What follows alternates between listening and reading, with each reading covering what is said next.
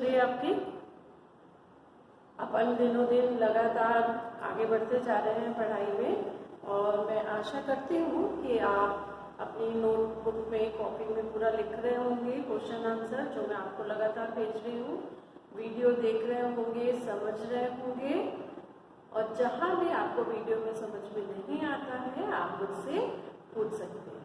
ठीक, तो आगे बढ़ना है हमें। आज हम नेक्स्ट चैप्टर पर जा रहे हैं जो आपकी बुक में नंबर 5 पर है, जगत कवक। जगत कवक, जैसा कि अपन पढ़ चुके हैं कि विटेकर ने पूरे जीव जगत को 5 भागों में, 5 जगत में बांटा था, जिसमें से हम जगत मोनेरा, जगत प्रोटिस्टा पढ़ चुके हैं। ये हम तीसरा जगत पढ़ने वाले हैं, जगत कवक। इसके बारे में हम पढ़ेंगे कि इसमें किनको रखा गया है, वो कैसे पोषण करते हैं, कैसे जनन करते हैं, कैसे होते हैं, और इनमें कौन कौन सी प्रजातियां हैं, उनका वर्गीकरण क्या है, ये सब इस पाठ में अपन पढ़ेंगे। तो अपन शुरू करते हैं। जगत कवक।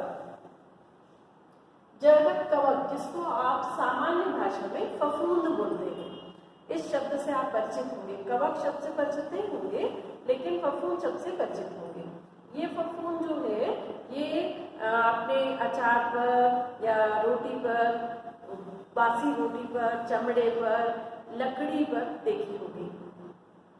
एक जिसका नाम सामान्य भाषा में आप उसको कुकुरमुत्ता बोलते हैं, जिसे हम आजकल 2 प्रकार के उसमें बांट देते हैं। एक जहरीला होता है, एक खाने वाला होता है, मशरूम कहते हैं।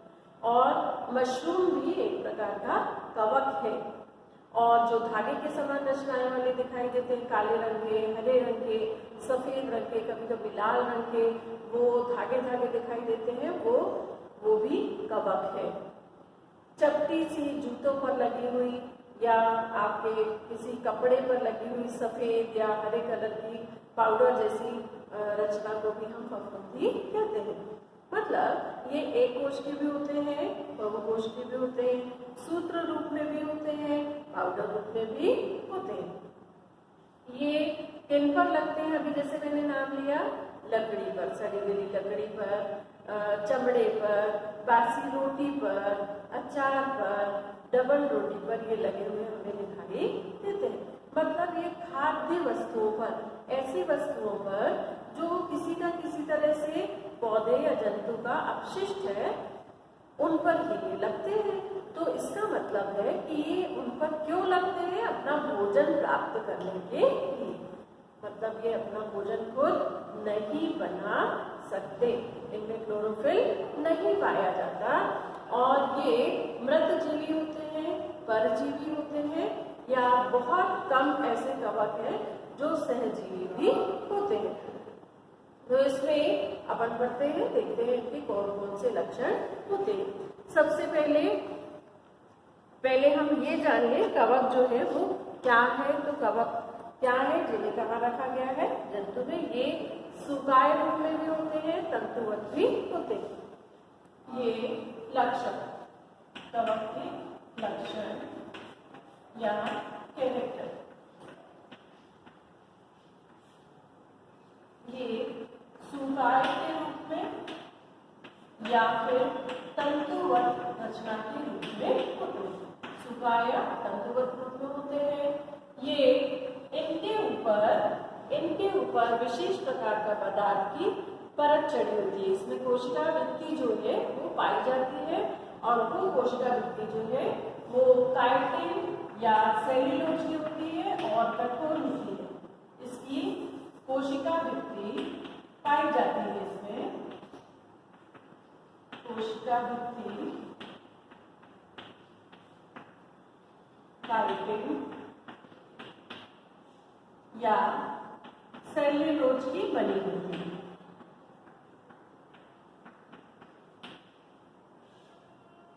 किसकी बनी होती है कोशिका भित्ति? काइटिन या सेल्यूलोज की। दोनों ही पादप में पाए जाने वाले पदार्थ हैं। ये वास्तव में कार्बोहाइड्रेट के बड़े जटिल यौगिक हैं। ये भी कार्बोहाइड्रेट का यौगिक है, ये भी कार्बोहाइड्रेट का यौगिक है, इनसे बनी होती है। इन्हें इसी कारण इन्हें पादप कवक भी कहा जाता है। पादप जगत में भी रखा जा रहा था, लेकिन ये चूंकि क्योंकि अपना प्रकाश संश्लेषण नहीं कर सकते, भोजन नहीं बना सकते, इसलिए इनको अलग कवक में, अलग भाग में रखा गया। इनमें पोषण किस तरह से होता है? इनमें पोषण मृतजीवी, परजीवी या सेलजीवी के रूप में होता है। पोषण मृतजीवी यानी सड़े गले पदार्थों पर, अपशिष्ट पदार्थों पर ये पाए जाते हैं और उन्हें अपघटित कर अपना भोजन प्राप्त करते हैं। परजीवी दूसरे जंतुओं के शरीर के ऊपर रहते हैं या शरीर के अंदर, पौधों के शरीर के ऊपर रहते हैं या कोशिकाओं के अंदर घुसकर रहते हैं और अपना भोजन प्राप्त करते हैं। सहजीवी जब किसी पौधे के साथ में रहते हैं और उसे भी भोजन देते हैं, आश्रय देते हैं और खुद भी भोजन प्राप्त करते हैं, तो उन्हें कहते हैं सहजीवी। फिर इनके अंदर संचित भोजन ग्लाइकोजन या मंड के रूप में पाया जाता है। ग्लाइकोजन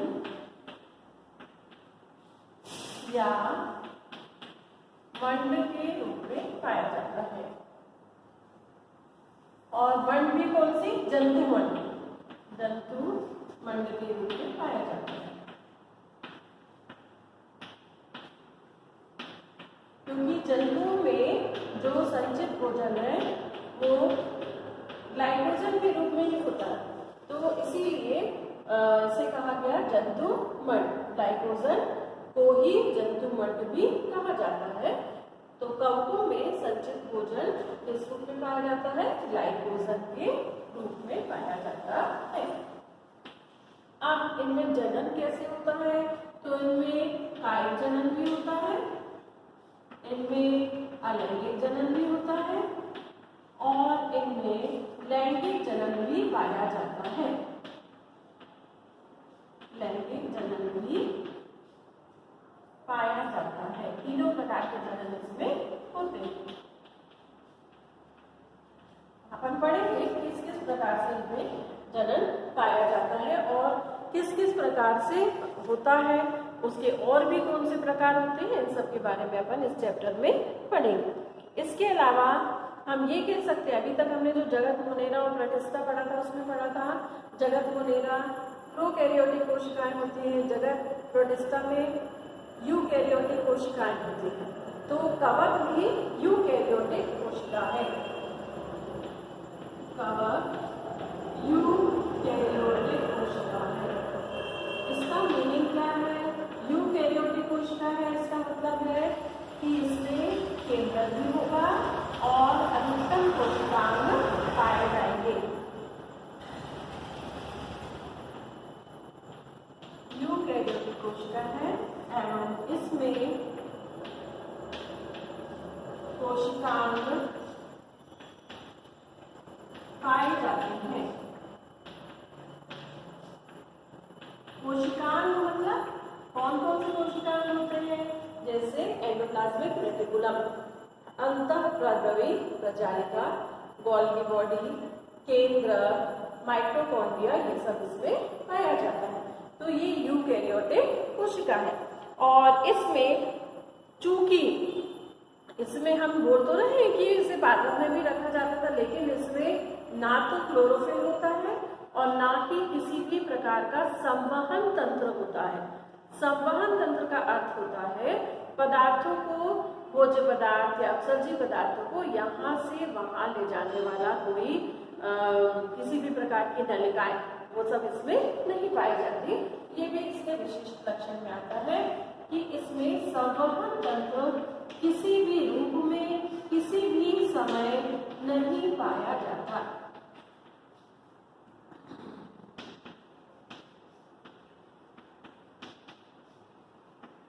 संवहन तंत्र इसमें नहीं पाया जाता। तो अभी हमने क्या पढ़ा? कवक के लक्षण में मुख्य लक्षण ये, लक्षण तो वैसे बहुत सारे हो सकते हैं, लेकिन मुख्य लक्षण यही है कि किस प्रकार का इनका शरीर होता है? सुकाय। सुकाय का मीनिंग होता है जिसका कोई शेप नहीं होता, किसी भी शेप में ये पाए जा सकते हैं। तंतुवत यानी धागे के समान, सुकायुक्त या तंतुवत शरीर होता है। कोशिका भित्ति में पाई जाती है और वो काइटिन या सेल्यूलोज की बनी होती है। पोषण, इनमें पोषण कैसा होता है? मृतजीवी यानी सड़े गले पदार्थों को तोड़कर भोजन प्राप्त करना, परजीवी यानी दूसरों के शरीर पर भोजन को अवशोषित करना, सहजीवी दूसरे को सहयोग करते हुए भोजन प्राप्त करना। फिर इनमें संचित भोजन ग्लाइकोजन के रूप में पाया जाता है और ग्लाइकोजन को जंतुगुण्ड भी कहा जाता है। इनमें जनन कैसा होता है? कायिक होता है, अलैंगिक भी होता है और लैंगिक भी होता है। ये यूकैरियोटिक कोशिका है, मतलब इसमें केंद्रक भी होता है, इसमें एंडोप्लाज्मिक रेटिकुलम, इसमें माइटोकॉन्ड्रिया सभी कुछ पाया जाता है। इसमें क्लोरोप्लास्ट नहीं पाया जाता क्योंकि ये अपना भोजन नहीं बना सकते, क्लोरोफिल इनमें नहीं होता। और ये जो होते हैं ये संवहन तंत्र किसी भी अवस्था में किसी भी समय इनमें नहीं पाया जाता। अब इसमें जितने भी इसके पार्ट्स हैं, वर्गीकरण है, वो आगे अपन पढ़ेंगे। पहले इसकी कोशिका की रचना देखते हैं। तो इसकी कोशिका में क्या क्या पाया जाता है? देखिए, ये जो मैं बना रही हूं ये पटीय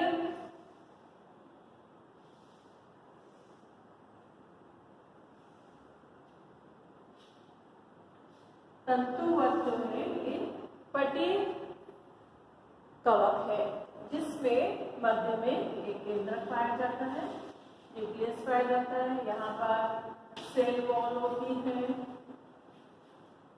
सेल मेम्ब्रेन होती है, इसमें न्यूक्लियस पाया जाता है।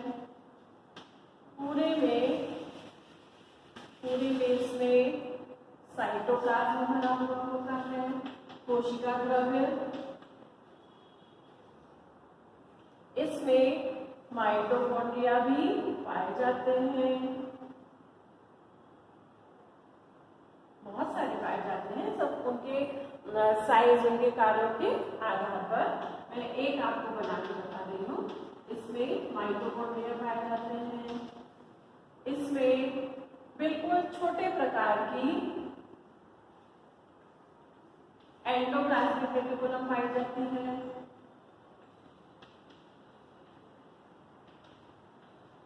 जिसे हिंदी में हम अंतर्द्रवी प्रजालिका भी कहते हैं। बहुत सारे ऐसे एंडोप्लाज्मिक रेटिकुलम पाए जाते हैं, बहुत सारे ऐसे माइटोकॉन्ड्रिया भी इसमें पाए जाते हैं। इसके अलावा इसमें संचित भोजन पाया जाता है। ये संचित भोजन किस रूप में होता है? ग्लाइकोजन के रूप में पाया जाता है। तो ये इसकी साधारण सी रचना है इसकी कवक की कोशिका की, जिसमें केंद्रक भी है और केंद्रक के अलावा अन्य कोशिकाएं भी इसमें पाई जाती हैं। तो कवक के बारे में जो उसके लक्षण थे, मुख्य लक्षण यही थे जो आपने अभी पढ़े। इसके अलावा अब अपन आगे चलते हैं कि इनकी कायिक संरचना होती कैसी है। मैंने बताया तंतुवत होते हैं, एक कोशिकीय भी होते हैं, बहुकोशिकीय भी होते हैं, तो अपन देखेंगे कैसे होते हैं। चलिए आगे बढ़ते हैं अपन।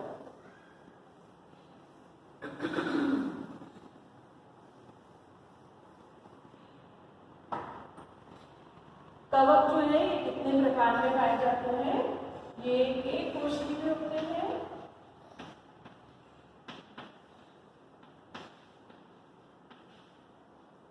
और बहुकोशिकीय भी होते हैं। यूनिसेल्युलर यानी पूरी इनकी जो लाइफ है वो एक कोशिकीय अवस्था में ही गुजरती है और कुछ कवक बहुकोशिकीय होते हैं।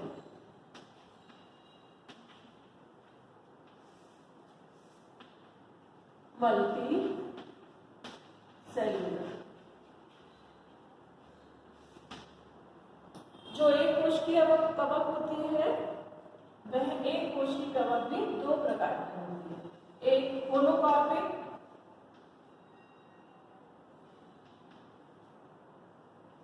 और दूसरी यूकार्पिक।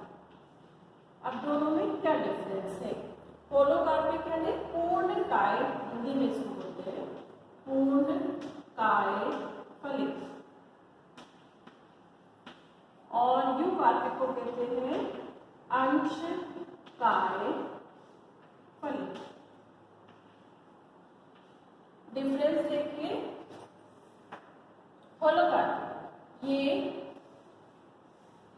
एक कवक की कोशिका है, ये इसका इस तरह से जीवन जी रही है, ये इस बाह्य परजीवी है और इस कोशिका से अपना पोषण प्राप्त कर रही है, ये इसका सामान्य जीवन जी रही है। जब ये जनन अवस्था में जाएगी तो इसका पूरा जो शरीर है यानी पूरी जो इसकी कोशिका है, इसमें बहुत सारे बीजाणु बन जाएंगे, यानी जो कायिक अवस्था थी वो कायिक अवस्था अब पूरी की पूरी जनन अवस्था में परिवर्तित हो जाएगी। बात समझ में आई आपको कि ऐसी कवक जिसकी कायिक अवस्था ही पूरी की पूरी, जिसकी कायिक अवस्था ही पूरी की पूरी जनन अवस्था में परिवर्तित हो जाती है, उसे हम कहते हैं पूर्णकाय फलित। यानी जीवन की किसी अवस्था में ऐसा नहीं होता कि कायिक अवस्था अलग टाइप की दिखे और जनन अवस्था के लिए इसका रूप परिवर्तित हो जाए या किसी अन्य रूप में बदल जाए, ऐसा नहीं होता। ये एक कोश की कवक है जिसमें केवल एक कोशिका होती है, एक कोशिका में ही इसका जीवन व्यतीत होता है और जनन के लिए इसी एक कोशिका के अंदर इसका केंद्र कई भागों में विभाजित होकर बीजाणुओं का निर्माण करता है, जो अंत में यहाँ से बाहर निकलते हैं। मतलब एक कोशिका पूरी की पूरी पूर्ण रूप से फल देने वाले रूप में परिवर्तित होगी। फल मतलब बीज, बीजाणु, उसमें परिवर्तित हो गई। तो इस अवस्था को हम क्या बोलते हैं? इस प्रकार की कवक को होलोकार्पिक, होल जो सेल है पूरी की पूरी, वो बीजाणु में परिवर्तित हो जाती है जनन के लिए। अंशकाय फलित में ऐसा नहीं होता। अंशकाय फलित में क्या होता है? अंशकाय फलित में ये तंतुमय कवक है और इसकी कायिक अवस्था ये तंतु के रूप में, ये तंतु है इसके, जो किसी कोशिका के अंदर घुसकर वहां से पोषण प्राप्त करता है। जब इनको जनन करना है तब इनका रूप, इनमें से कोई एक तंतु जो है वो इस तरह से बदल जाएगा और बदल कर कोई एक भी, मान लो एक भी तंतु है यहाँ, तो ये एक तंतु क्या होगा? एक रूप इस प्रकार की बाहर आकर एक कोशिका बनाएगा और इसके अंदर फिर बीजाणुओं का निर्माण होगा। इसमें से फिर क्या निकलेंगे? तंतु निकलेंगे और वो तंतु इसमें फैलेंगे जो कि पोषण इसको प्रदान करेंगे। इसमें पूरी की पूरी बॉडी जो है वो जनन अवस्था में परिवर्तित नहीं हुई, उसके जो तंतु थे वो उसी रूप में रहे, इसीलिए इसे कहा जाता है अंशकाय फलित। और इस अवस्था में इस रचना को कहा जाता है माइसीलियम, माइसीलियम कहा जाता है। तो ये कवक हो गई हमारी कौन सी हो गई? एक कोश की कवक। अब आगे बढ़ते हैं। तो हमने एक कोश की कवक के बारे में हमने पढ़ लिया। अब हम पढ़ेंगे किसके बारे में? बहुकोश की कवक के बारे में। तो जो बहुकोश की कवक होती है वो बहुकोश की कवक तंतुमय रूप में पाई जाती है। किस रूप में पाई जाती है? तंतुमय। तो बहुकोश की कवक तंतुमय रूप में पाई जाती है। तंतु का अर्थ समझते हैं ना? तंतु का अर्थ होता है इस तरह से, ये इसका तंतु होगा, फिर इसी से और तंतु इस तरह से निकले हुए होंगे, इसी में से और तंतु भी निकले हुए होंगे और तंतु निकले हुए होंगे, इसमें से भी और तंतु निकले होंगे। ये लगातार इस तरह से फैलती जाती है। तो ये कौन सा रूप कहलाएगा? तंतुमय रूप। ये तंतुमय रूप में भी दो तरह की कवक होती है। एक होती है पटहीन और एक होती है पटयुक्त।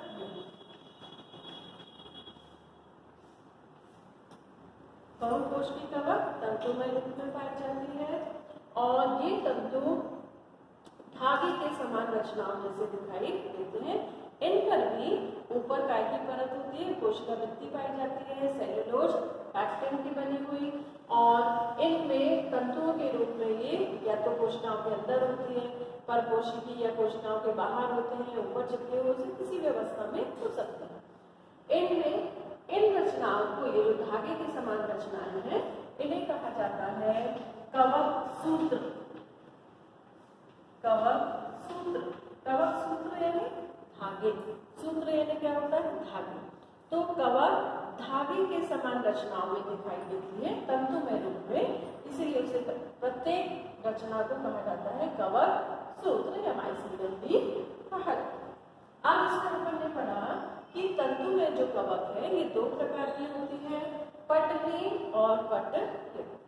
तो ये जो मैंने बनाई है, ये आपको दिख रही है, ये किस रूप की है, पटहीन। कैसी है, पटहीन। इसमें पूरा तंतु आपको ऐसा रेगुलर दिखाई दे रहा है, ये रेगुलर दिखाई दे रहा है, ये रेगुलर दिखाई दे रहा है, यहाँ भी रेगुलर दिखाई दे रहा है, ये भी रेगुलर दिखाई दे रहा है। इसमें केंद्रक भी पाए जाएंगे। अब जो केंद्रक पाए जाएंगे वो बहुत सारे केंद्रक होंगे इसके अंदर, बहुत लंबा तंतु है और पूरा का पूरा जो है जीवद्रव्य से भरा होगा। इसमें भी एंडोप्लाज्मिक रेटिकुलम होंगे, इसमें भी गोल्गी बॉडी होंगे, केंद्रक होंगे। और चूंकि मैंने आपको बताया कि इसमें बहुत सारे केंद्रक होते हैं, बहुत सारे केंद्रक होने के कारण इस प्रकार की कवक जो पटहीन होती है और प्रत्येक तंतु में बहुत सारे केंद्रक होते हैं, तो इस अवस्था को कहा जाता है इस बहुकेंद्रीय रचना। ये बहुत इंपॉर्टेंट चीज है, बहुकेंद्रीय रचना। अब ये बहुकेंद्र की रचना है, तो बहुकेंद्र की जो रचना है इसमें इसको एक विशेष नाम दिया गया है कि एक ही कोशिका में ना बहुत सारे केंद्रक होते हैं, उसको हिंदी में कहते हैं संकोशिकीय अवस्था। संकोशिकीय अवस्था इंग्लिश में से कहते हैं कोइनेसिटिक कंडीशन। इसको आप जरूर नोट करेंगे, कोइनेसिटिक कंडीशन। आया आपको समझ में? जो तंतुमय कवक है उसमें भी दो प्रकार है, पटहीन और पटहीन। अभी अपन पढ़ रहे हैं पटहीन के बारे में। ये तंतुयुक्त कवक दिख रही है जिसमें किसी प्रकार के पट नहीं है, लंबे तंतु हैं जिसमें से शाखाएं निकली हुई हैं और इसमें प्रत्येक में बहुत सारे केंद्रक हैं। बहुत सारे केंद्रक होने के कारण इसे कहा जाता है बहुकेंद्र की रचना। और इस अवस्था को एक विशेष नाम दिया गया है संकोशिकीय अवस्था या कोइनेसिटिक कंडीशन। ये किसमें पाई जाती है? इसमें पाई जाती है पटहीन तंतुमय कवक में पाई जाती है। तो यदि आपसे पूछा जाए कि संकोशिकीय अवस्था किस प्रकार की कवक में पाई जाती है, तो आप बता सकते हैं या संकोशिकीय अवस्था किसे कहते हैं? तो जब एक ही कोशिका में बहुत सारे केंद्रक होते हैं, उस बहुकेंद्र की रचना को हम संकोशिकीय अवस्था कहते हैं और ये पटहीन कवक में पाई जाती है। आप जैसे कि उदाहरण आप देखें, इसका उदाहरण है कोइनेसिटिक का म्यूकर राइजोपस। डबल रोटी में आपने लगी हुई फफूंद देखी होगी, डबल रोटी में धागे के समान दिखाई देती है अचार में, तो इस प्रकार की ये कवक इसमें होती है। अब इसके बाद अपन आगे बढ़ते हैं पटयुक्त। पटयुक्त कवक।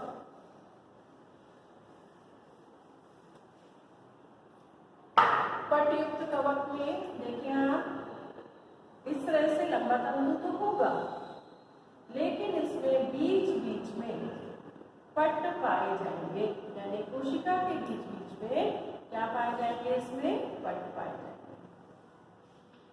और पट के कारण ये अलग अलग भागों में बटा हुआ हमको दिखाई देगा। ये पट भी किसके बने होंगे? कोशिका भित्ति जैसे पदार्थ के बने होंगे और इनमें आगे और जो भी तंतु बनेंगे वो तंतु भी कैसे होंगे? आगे पटयुक्त ही होंगे, यानी इनका जीवद्रव्य पट द्वारा तंतुओं का जीवद्रव्य अलग अलग भागों में विभाजित होता है। अब इसमें भी काफी डिफ्रेंसिएशन देखा गया कि कवक में जो पट पाए जाते हैं, कुछ में तो ऐसे रेगुलर पट होते हैं। अब देखिए इसी में मैं आपको अलग अलग बताती हूँ। किसी किसी में ये इस तरह से पट होते हैं, अलग अलग कलर से अपन देखते हैं। ये रेगुलर पट है, सीधा है। लेकिन किसी किसी में ऐसा रेगुलर पट होगा, पट मीन्स पर्दा, और किसी किसी में कैसा होगा, यहाँ पर पट होगा, यहाँ पर पट होगा। इसमें बड़े में बना करता, यहाँ पर पट होगा, यहाँ पर पट होगा, लेकिन बीच में इसके क्या होगा, छिद्र होगा। बीच में एकदम यहाँ पर क्या पाया जाएगा, यहाँ पर छिद्र। यहाँ पर पट नहीं होगा, यानी जीतर यहाँ से यहाँ जा सकता है।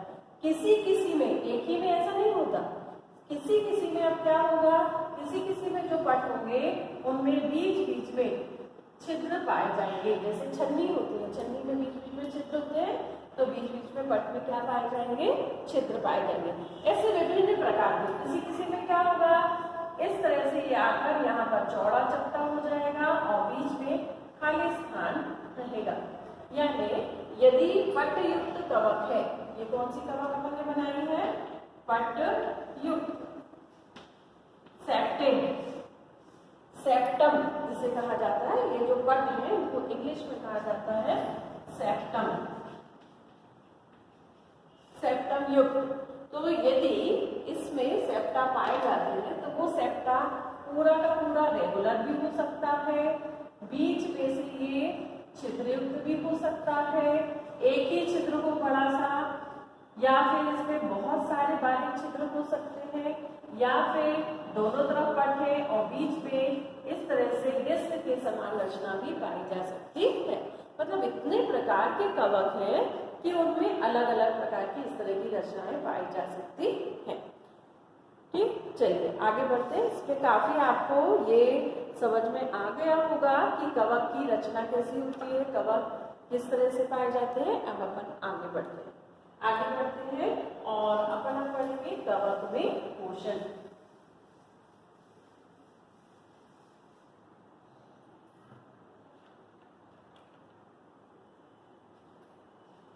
Nutrition in fungi. तो कवक में जो पोषण है, या हिंदी में हम इसको बोल सकते हैं कवक में पोषण। ये कितने प्रकार से होता है, तो पहला इसका प्रकार कौन सा है,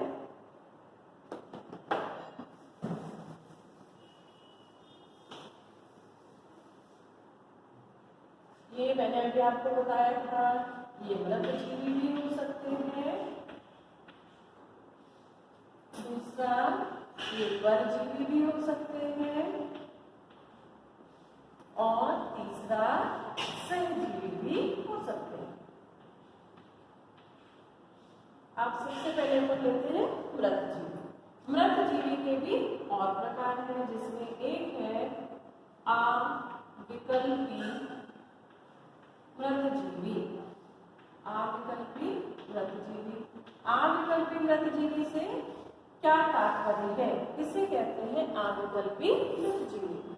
अविकल्पी का मतलब है जिसका कोई विकल्प नहीं।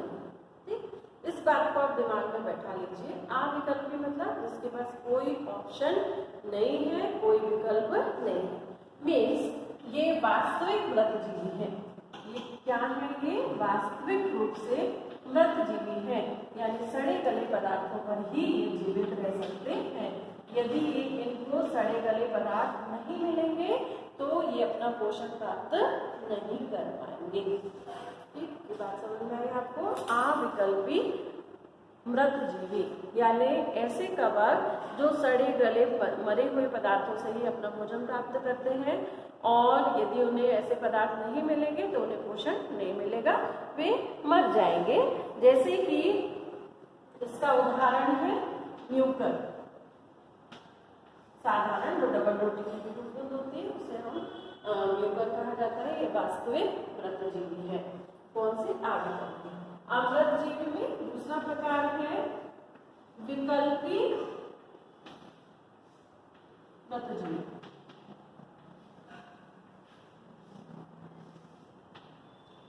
विकल्पी मृतजीवी यानी वास्तव में ये तो परजीवी है, वास्तव में परजीवी है, ये वास्तविक रूप से परजीवी है,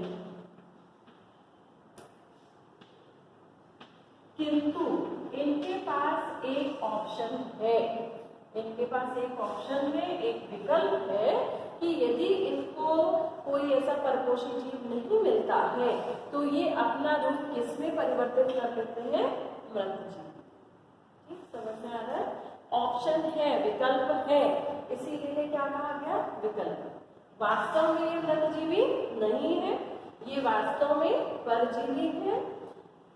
इनको जब परपोषी नहीं मिलता तो ये अपना पोषण सड़े गले पदार्थों से भी मृतजीवी के रूप में भी प्राप्त कर लेते हैं, इसीलिए इन्हें कहा जाता है विकल्पी मृतजीवी।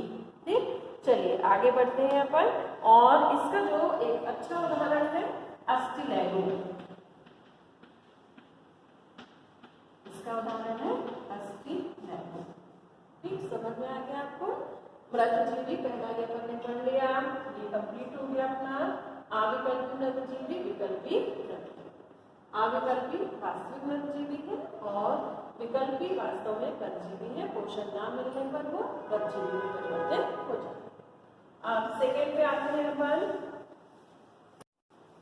इसमें भी सेम ही है, परजीवी। परजीवी में भी पहला ये अभी अपन क्या पढ़ने जा रहे हैं, परजीवी, इसमें भी पहला है अविकल्पी परजीवी।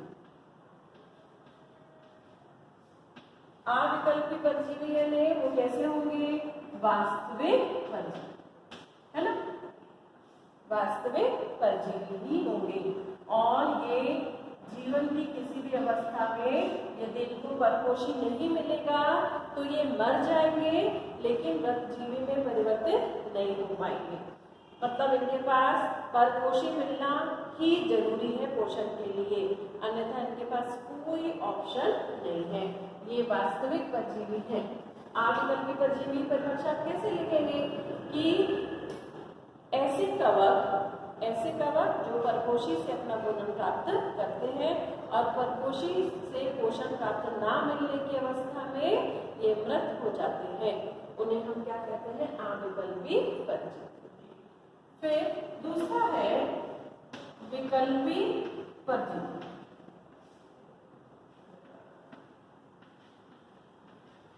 वही अब इसमें भी ये वास्तविक रूप से परजीवी नहीं है, ये वास्तविक रूप से क्या है, ये मृतजीवी,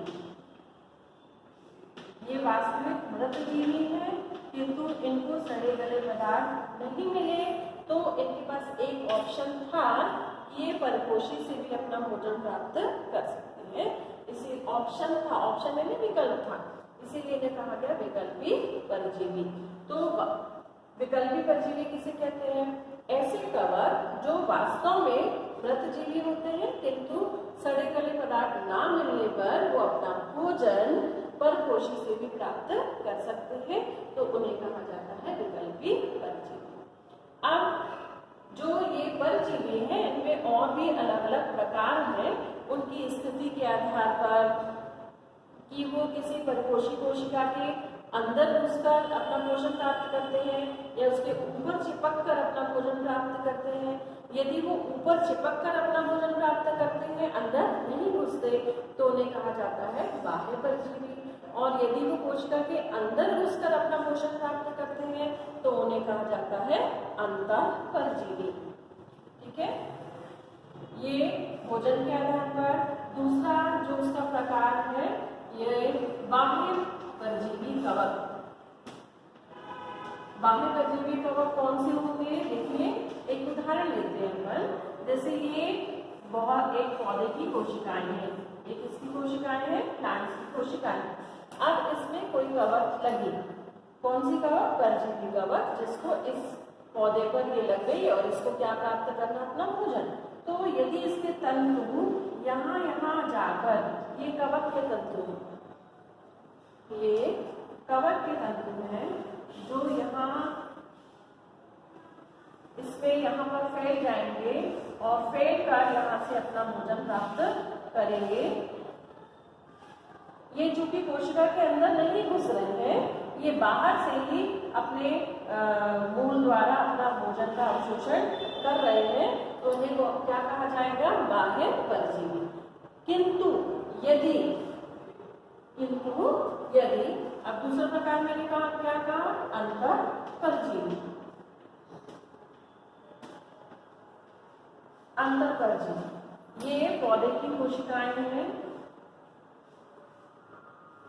ये पौधे की कोशिकाएं हैं। और जब ऐसी कवक जो क्या हो जाए, इसमें कोशिकाओं के अंदर घुस जाए, इसमें से शाखाएं निकलकर इस तरह से कोशिका के अंदर घुस जाए, जीवद्रव्य में पहुंच जाए, तो इन्हें हम कौन सा परजीवी कवक बोलेंगे? अंतः परजीवी कवक। कौन सी कवक? अंतः समझ में आ गया आपको? जब कोशिका के अंदर नहीं घुस रहे, केवल ऊपर है, बीच बीच में तंतु जाकर भोजन प्राप्त कर रहे हैं, तो उन्हें हम क्या कहेंगे? बाह्य परजीवी कवक। और इसे क्या कहेंगे हम? अंतः परजीवी कवक। इसी तरह पूर्ण परजीवी कवक भी होते हैं, आंशिक परजीवी कवक भी होते हैं। पूर्ण परजीवी यानी जब पूरी तरह से वो परपोषी पर आश्रित हो, आंशिक यानी पूरी तरह से परपोषी पर आश्रित ना हो, कुछ मात्रा में अपना भोजन को खुद प्राप्त कर सकते हो, तो उन्हें कहा जाता है आंशिक परजीवी। ठीक, आप इसके बारे में बनाते हैं किस पर? तीसरा प्रकार पोषण का सहजीवी। सहजीवी का पहले तो आप सुनिए कि क्या कौन सी ऐसी कवक है जो सहजीवी के रूप में पाई जाती है। तो उसे कहा जाता है, एक बहुत अच्छा उदाहरण है लाइकेन। जब कवक किसी पौधे के साथ मिलकर रहती है, पूरा जीवन व्यतीत करती है, इनकी कोशिकाएं एक दूसरे के अंदर घुसी हुई होती हैं और ये पूरा जीवन वैसे ही व्यतीत करती हैं, जनन भी वैसे ही करती है। एक दूसरे को आश्रय, कवक जो है वो शैवाल को आश्रय देती है और शैवाल भोजन बनाकर कवक को देते हैं। यानी जब कौन कौन? शैवाल व कवक साथ साथ जीवन व्यतीत करते हैं, साथ साथ जीवन व्यतीत करते हैं, तो उस रचना को हम कहते हैं लाइकेन। क्या कहते हैं? लाइकेन। इसमें क्या होता है? ज्यादातर कवक के ऐसे तंतु होते हैं और इन कवक के तंतुओं के बीच बीच में शैवाल की कोशिकाएं पाई जाती हैं। बीच बीच में किसकी कोशिकाएं पाई जाती हैं? शैवाल की कोशिकाएं पाई जाती हैं। यहाँ पर शैवाल क्या करती है?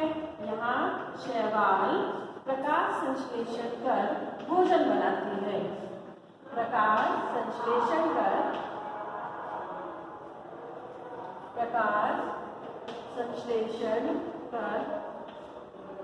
भोजन बनाती है।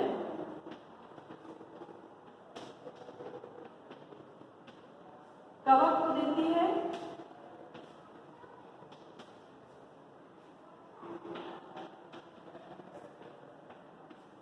एवं कवक शैवाल को आश्रय देती है।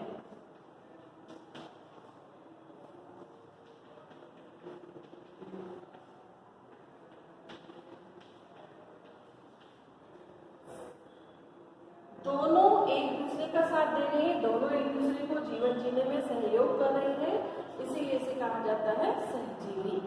ये जो लाइकेन है ये बहुत ही आर्थिक महत्व की चीजें हैं और ये पृथ्वी के रूपों को भी परिवर्तित करते हैं। बड़ी बड़ी चट्टानों को तोड़ देते हैं, चट्टानों की दरारों में जाकर। ये अलग अलग प्रकार के होते हैं। परपटी में पपड़ी जैसे होते हैं, पत्तियों के आकार के भी होते हैं, सुकाई युक्त भी होते हैं। इनके बारे में अपन अगले लेसन्स में पढ़ेंगे। तो लाइकेन क्या है? शैवाल व कवक जब साथ साथ जीवन व्यतीत करते हैं, शैवाल प्रकाश संश्लेषण कर भोजन बनाकर कवक को देता है और कवक शैवाल को आश्रय, सहारा देती है, रहने के लिए जगह देती है दोनों पूरा जीवन ऐसे ही व्यतीत करते हैं, प्रजनन भी करते हैं, वृद्धि भी करते हैं। इस अवस्था को हम क्या कहते हैं, लाइके। और ये किसका उदाहरण है, सहजीवी का। ये जो एक उदाहरण हुआ, अगला उदाहरण है जो बड़े बड़े जैसे खजूर टाइप के पेड़ होते हैं, पाम ट्री जिसको हम बोलते हैं, उन पाम ट्री की जड़ों में, पाम ट्री की जड़ों में बाहर की तरफ ये जड़ें हैं यदि,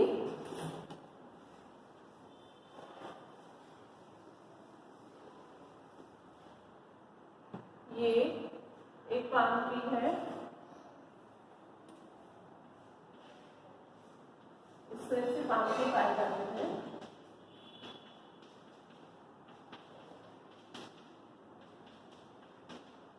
इनकी जड़ों में, ये जमीन है तो इनकी जड़ों में यहाँ पर बाहर की ओर ऐसे तंतु के समान बहुत सारे दिखाई देते हैं। ये हिस्सा काफी मोटा हो जाता है जड़ों के पास में।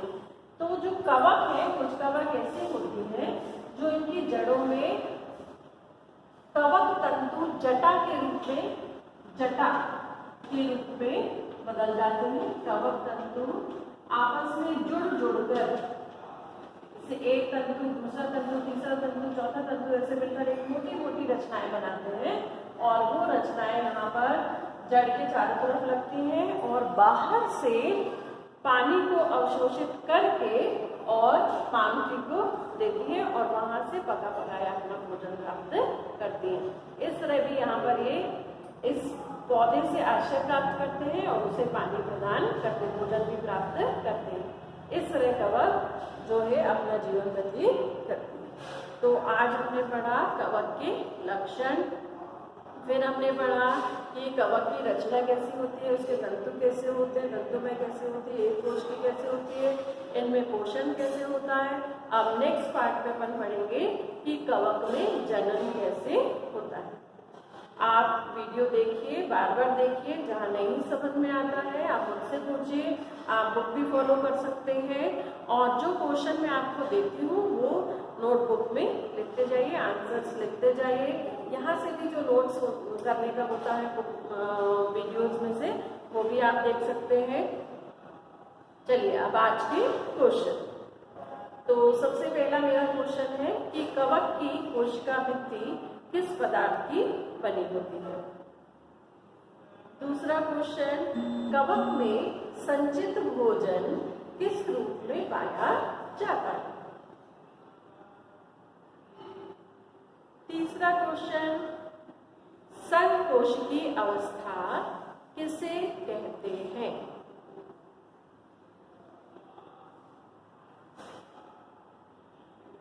फिर अगला प्रश्न, कवक में पोषण कितने प्रकार से होता है।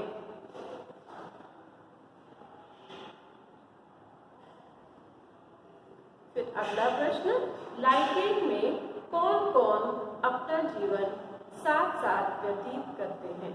ठीक है, तो पढ़ते रहिए, आंसर देते रहिए और सब्सक्राइब, लाइक एंड कमेंट्स करते रहिए।